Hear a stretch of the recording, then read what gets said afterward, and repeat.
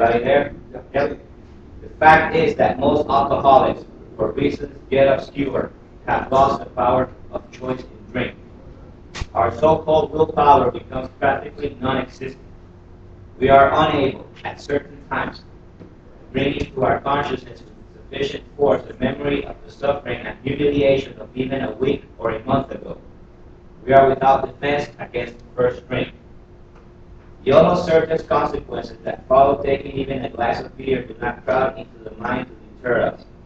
If these thoughts occur, they are hasty and readily supplanted with the old threadbare idea that this time we shall handle ourselves like other people. There is a complete failure of the kind of defense that keeps one from putting his hands in hot stove. The alcoholic may say to himself in the most casual way, "It won't burn me this time, so here's how." Or perhaps he doesn't think at all.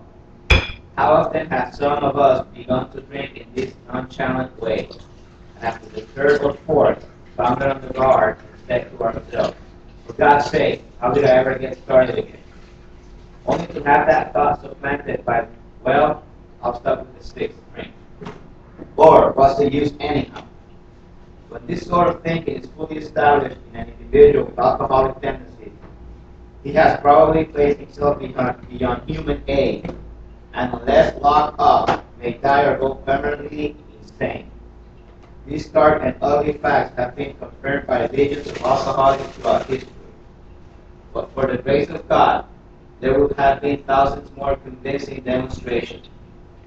So many want to stop but cannot. There is a solution. Almost none of us like the soul-searching, the leveling of our pride, the confession of shortcomings which the process required for its successful consummation. But we saw that it really worked in others, and we had come to believe in the hopelessness and futility of life as we had been living it. When, therefore, we were approached by those in whom the problem had been solved, there was nothing left for us but to pick up the simple kit of spiritual tools laid at our feet. We have found much of heaven, and we have been rocketed into a fourth dimension of existence of which we had not even dreamed. The great fact is this, and nothing less, that we have had deep and effective spiritual experiences, which have revolutionized our whole attitude toward life, toward our fellows, and toward God's universe.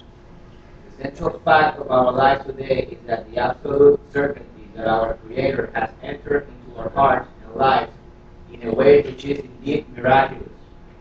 He has commenced to accomplish those things for us which we could never do by ourselves. If you are a seriously alcoholic as we were, we believe there is no middle of the road solution. We were in a position where life was becoming impossible. And if we had passed into the region from which there is no return for human aid, we had but two alternatives. One was to go on the bitter end, blotting out the consciousness of our intolerable situation as best we could, and the other, to accept spiritual help. This we did because we honestly wanted to, and were willing to make the effort. All right, that brings a lot to mind, so the meeting's open for your sharing.